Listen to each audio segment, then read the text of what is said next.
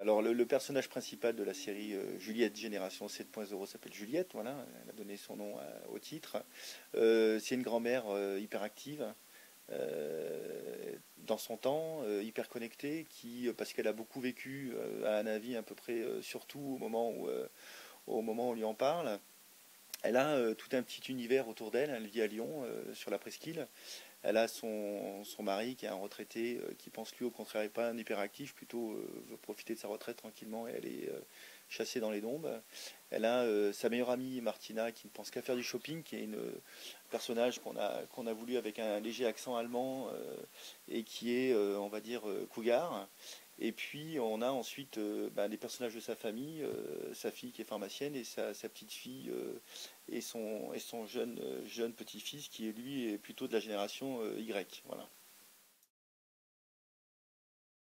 C'est Hélène Frieren qui est réalisatrice. On était en train de produire son précédent court-métrage pour Arte, Au Poil, qui est venue me voir avec cette envie de série autour de plusieurs personnages de différents âges, dont effectivement le troisième âge. Et quand on a présenté cette série à Arte, qui était en train de réfléchir à l'époque, il y a un an et demi, à la nouvelle case qu'ils allaient mettre en place après le 28 minutes à 20h45, nous a dit que ce qui les intéressait comme âge, c'était le troisième âge. Voilà, et qu'autour de la comédie, à cette heure-là, il y avait certainement des choses à faire. Et donc on a inventé à ce moment-là, on a créé le personnage de Juliette, avec donc tous les personnages qu'on trouve autour d'elle. Et avec tout ça, on a commencé effectivement à questionner les grands sujets de société tels que l'homoparentalité, les prothèses mammaires, les conflits de génération. Il y a des très bons sketchs avec très bons scénarios avec son petit-fils Théo qui est issu de la génération Y. Voilà. Et c'est comme ça qu'on a monté tout simplement le projet, quoi.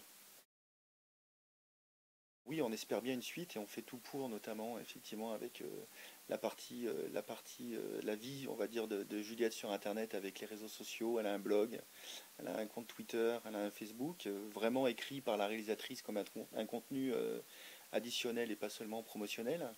Donc c'est vrai que voilà, tout ce travail-là, toute cette vie donnée à Juliette, on espère tous qu'elle puisse pour se poursuivre au-delà des 20 premiers épisodes.